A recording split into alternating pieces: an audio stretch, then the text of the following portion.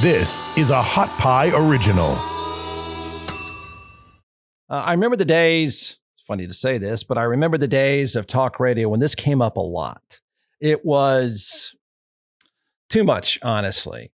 I spent 20 years, for reference here, I spent 20 plus years, I guess, in talk radio. And it was great until the last few years. And I don't blame this on Trump. I just blame this on the knuckleheads that followed Trump. But it was great until the last few years when it was taken over pretty much by racist nutcases and even more partisan racist nutcases hosting the shows that ruined the medium. That didn't kill the medium itself as much. Well, that did. And then you throw in traffic and weather every 3 minutes. Goodbye, so long. Nobody wants you. But this came up a lot. It was an ongoing fight, and I find it kind of interesting. I remember the fight pretty well. If you're wondering, just so you have a frame of reference from this day forward, if you're wondering why the theme from Monday Night Football is about to play, the reason is that whenever I mention the NFL, however football nerdy the conversation may get, the Monday Night Football theme always plays.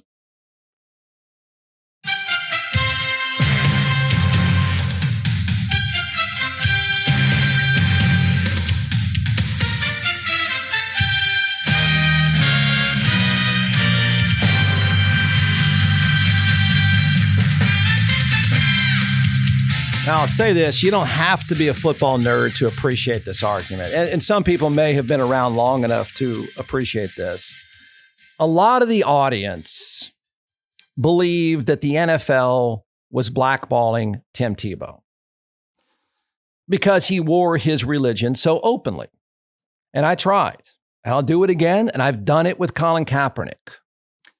I've tried to explain to the audience that the NFL is not into blackballing people. It's really not. Remember, it wasn't that long ago that a guy that did time for killing dogs and gambling on dogs got a new contract in the NFL.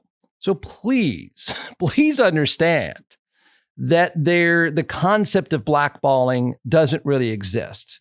But there is this belief that the NFL was blackballing Tim Tebow, and I got the heat every single day when I go, nope, not going to work. Don't do it. You must hate religion. Yeah, right. Good one. So the theory was that the thinking was, and this will happen again, that the NFL is blackballing Tim Tebow because they didn't want him to be so openly religious. And I'm here to tell you once again, over and over again, I'm sure there'll be another story similar to Tim Tebow in the near future. But if you can help a team win in the NFL, they don't care if you're an alien or there's a headless body in your car. That's what they care about. I know it because I've been there. But a lot of idiots believe that the godless NFL was blackballing him. Now, these are, of course, these same people obsessed with Colin Kaepernick. And to be fair, the opposite argument is often trotted out about Colin Kaepernick. You know, it's weird because Tim Tebow and Colin Kaepernick are a lot alike. Neither is good enough. Both have this incredible following. Both have this position in American culture, and neither are good enough to play. And both sides think that the reason they're not playing is because of something other than football. All that matters in football is the football. That's all. I'm telling you to this day, that's all that matters. So Father's Day is coming up. You're doing the gift boxes. Yep. So here's something that's certainly not a tie or a sweater or a pair of socks. Not a bad idea. Well, I think it's great. If you don't know what to get your dad, get him some hot sauce. That way he can prove how much of a man he is, right? And this hot sauce will go great, and your dad will love it. So I think it makes a great gift box. You can go to our website and find those there. It come in packs of 4. It's a great box you just give to your dad and say, listen, here, Dad, thanks for being my dad. And it's not that sock that's just going to go in a drawer. It's not that gift card that's going to go in a wallet, never be used again. It's actually something he can share with his friends. And so I think it's a great idea. All right, order a box now. It's atxhotsauce.com, atxhotsauce.com. So this is interesting. I had the position then that Tim Tebow wasn't good enough. It seemed like it wasn't going to work. A fantastic college player, no doubt about it. One of the best of all time. But I would argue and say with people that weren't football nerds don't do it. Don't do it. It's not worth it. He's not good enough. Then, of course, it started. A few years ago, have now gone by. And when I once said he's not good enough, he wasn't. Whether he believes in God or the devil, he just wasn't good enough to play quarterback. Well, he just got a 1-year contract in Jacksonville with his former college coach. And certainly time has passed, and he's not as much of a cultural symbol as he was at that time. And the guy owned it, and the guy lived up to it, and the guy seems incredibly sincere, and I'm not disrespecting his sincerity. So time has passed, and I think a little bit of the story of Tim Tebow is gone. So they just signed him to a 1-year contract, and I actually think it's a pretty smart deal. I do. Now, am I flipping over a few years?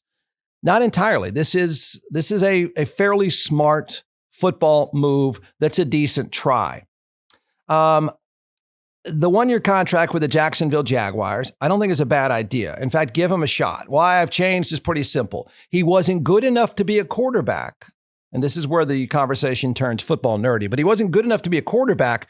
But I'll say this, he might be versatile enough as an athlete to be on an NFL roster. And that's kind of an interesting thing that has happened since the day, I think he's 33 now. Tebow comes into the game. You're either a quarterback or you're not. You either make the team as a quarterback or you don't. Well, over time, teams have learned, probably from the New Orleans Saints, they've learned, you know what I need? I need a guy who can do a bunch of stuff, who also could play quarterback if I want. So in a weird way, the game has the rosters and the game has evolved in a way, just a short amount of time, that it now makes perfect sense to bring him on. Tim Tebow was Taysom Hill before Taysom Hill. Taysom Hill is this ridiculously gifted athlete that plays quarterback, maybe a full-time quarterback for the New Orleans Saints. An unbelievable athlete that they used almost like it's a sandlot game. Just go get that guy the ball. Nobody can tackle him kind of thing.